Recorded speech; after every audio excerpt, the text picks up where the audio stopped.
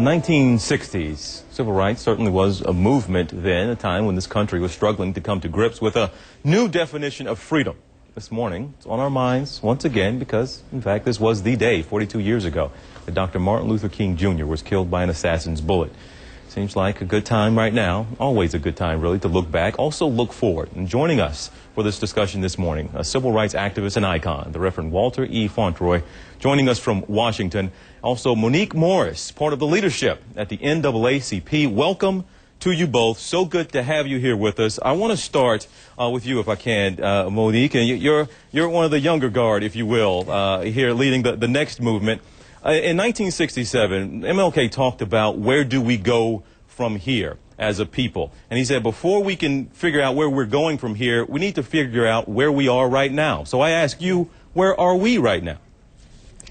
Right now, we are basically celebrating a number of successes that have occurred since 1968 and the assassination of King. There have been tremendous gains in terms of access to opportunity for African Americans, successes that have benefited all people regardless of racial or ethnic classification.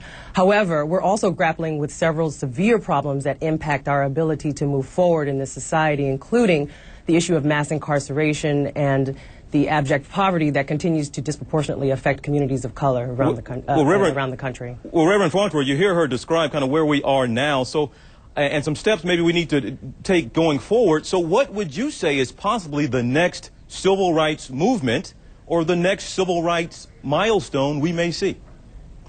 Well, the civil rights movement became the human rights movement, by which the urgent problems then are still urgent today. People are tired of the barbarism of war, the decadence of racism, and the scourge of poverty. Martin Luther King Jr. will go down in history as the singularly most important man with the most important message for the most violent century in the history of mankind. His message was simply this: either we learn to live together as brothers and sisters on this planet, or we will perish together as fools. And never has that message been more relevant than today.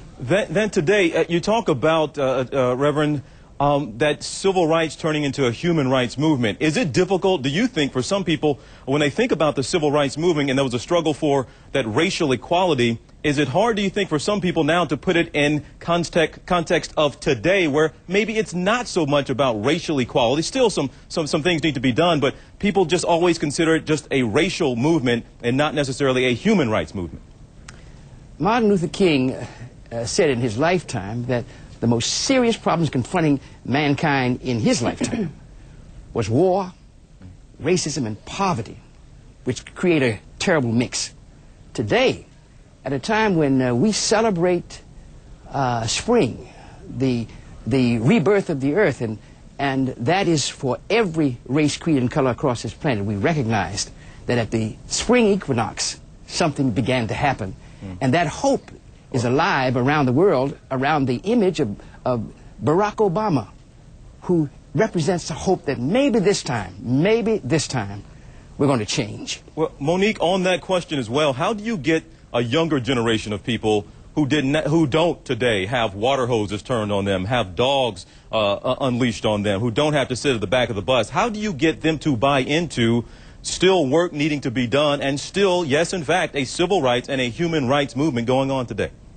Again, while the younger generation may not have experienced that form of overt racial discrimination, we still have experienced mass incarceration at a level that's been unparalleled prior to this point. So we very much understand the racial disparities that continue to impact us, and we very much understand it in a human rights context, partly because of the global economy, partly because of the hip-hop movement that has been global in nature.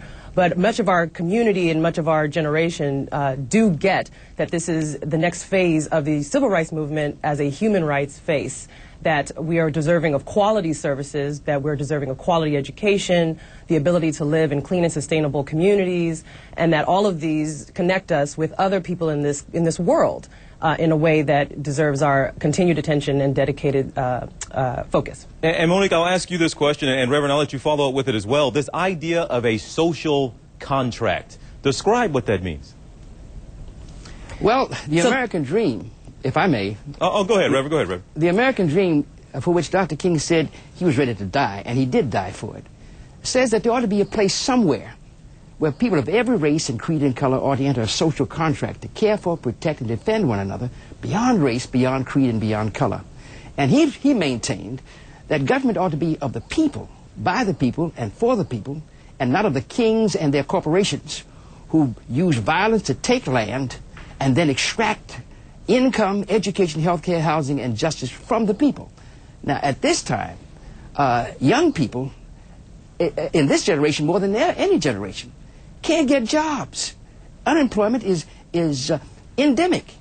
The fact is that you need education, healthcare, housing, and justice, and that's what I am so excited about, that on Easter Sunday, where everybody of every religious tradition is celebrating the Passover, and hope that we remember that Martin Luther King Jr. said, if you don't have anything for which you're ready to die, you're not worth living. He lived and died on this day 42 years ago. Well, Monique, I know you wanted to get in there. I'll let you wrap it up here for us quickly.